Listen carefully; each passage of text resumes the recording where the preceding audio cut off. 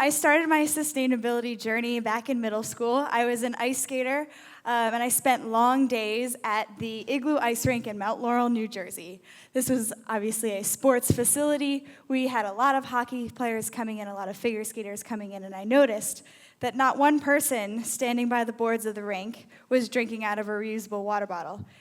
And on top of that, not one person was recycling the water bottle because we didn't have recycling. And I thought, that's odd. Like, I thought we had government protections to, make that illegal. And so after a couple weeks of this, I was thinking, wow, I should probably change myself. Like, I don't want to be part of the problem that I am criticizing. So I changed myself, and I started bringing my own. And then I got a job there a couple years later, and I started talking to my manager, and I said, hey, it's kind of illegal that we don't recycle. We should probably do that. And a couple years later, we finally got recycling. A little bit too late, but we finally got it. And that was kind of the first change that I had made back in middle school in the early days of high school. So this is high school me. Charlie encouraged me to put this one in. He said it would be a funny one. So this is an actual post on Facebook from 2011.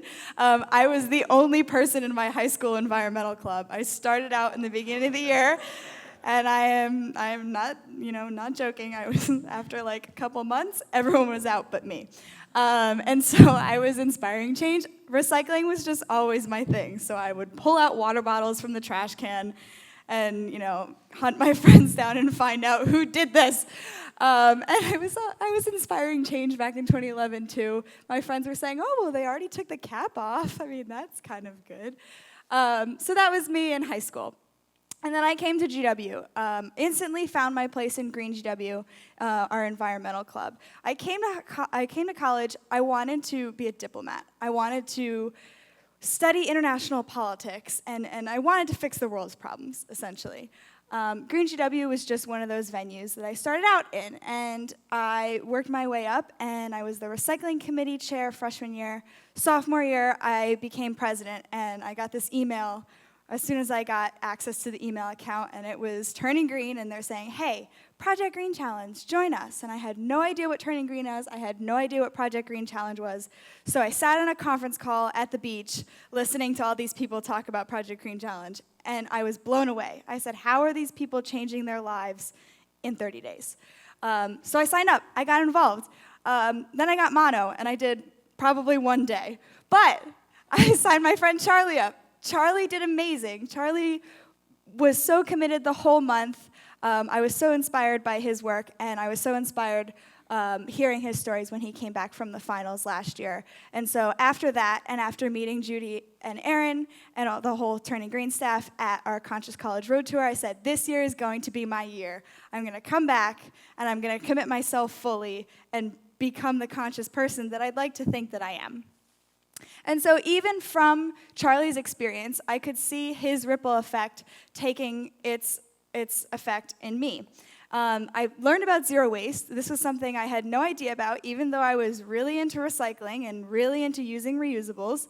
So I think this is around March, I made my first bulk purchase at Whole Foods. Really exciting. I bought popcorn, and I cooked it with my friends, and they were like, you can make popcorn on the stove? I'm like, yeah, that's the whole point of popcorn. And we brought Lauren Singer to campus. That was amazing. She's a total inspiration. Learn about microbeads. Had no idea what microbeads were before Charlie posted about it on Facebook, and I actually was using this face wash right here, washing my face with petroleum.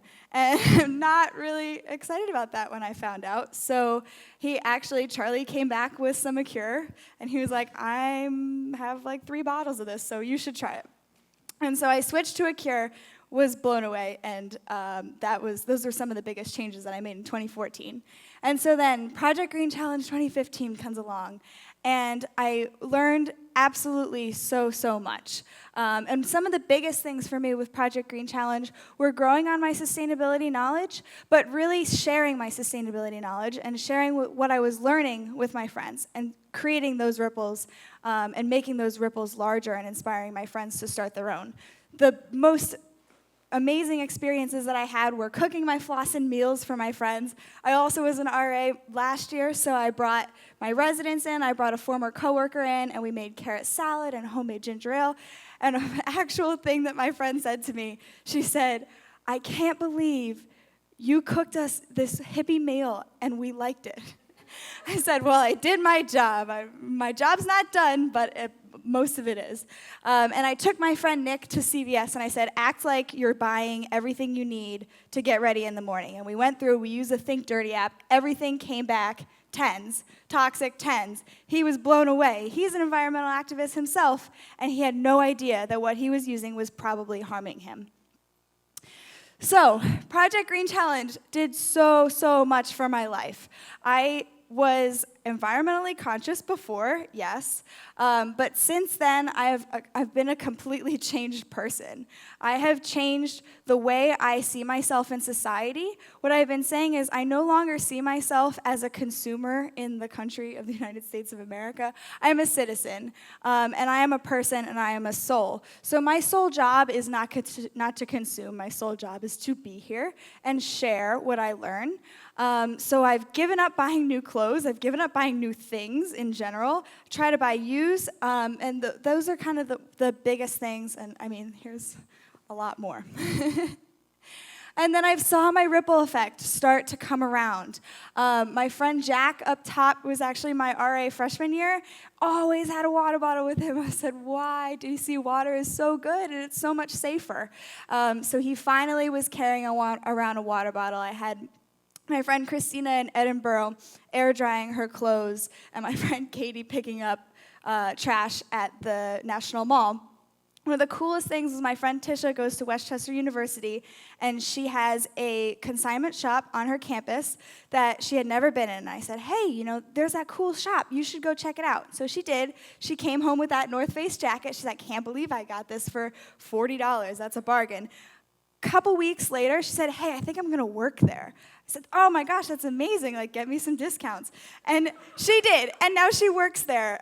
She works at Green Street Consignment in Philadelphia, or Westchester, Pennsylvania, and it's amazing, and I need to go back and get her discounts. Even cooler, I get really excited about this, is my coworker, Ambrish.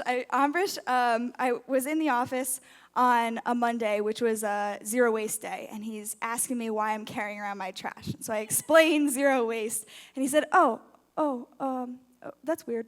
And I'm like, well, and so I explained like the 5 gyres and the ocean and, zero waste. And, I criticized him for coming home or coming back to the office with styrofoam every day. And so he goes up to the food truck that he goes to every week, and he said, "You should switch from styrofoam." And the lady, he barters with the lady. He comes away from the food truck with cardboard instead of styrofoam. And my mind was blown. And he was in my final video, but every time he sees me, he goes, or throughout the month of October, he's, "What are you doing for Project Green Challenge today? Like, what can you teach me today?" So I would teach these people, and that was what blew my mind. I was teaching all of these people, and that was the most rewarding aspect of Project Green Challenge. I had the knowledge, but Project Green Challenge gave me the tools. I was posting on Facebook, Instagram, Twitter. I was making Pinterest boards. People were liking my blog posts on the Green GW blog. I had no idea that what I was doing could have way more of an impact than I was already doing. So all of these things were just amazing experiences that I had gotten from Project Green Challenge that I couldn't have gotten if I were just being my own green self alone.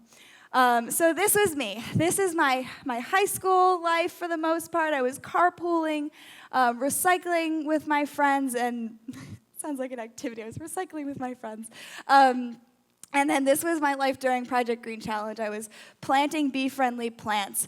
I was making my own Castile soap shower cleaner, turning my clothes inside out to show my friends what this is made out of, and we should be aware about our fashion, and showing people what a global citizen was. And so my life has transformed, essentially from conscious to truly conscious.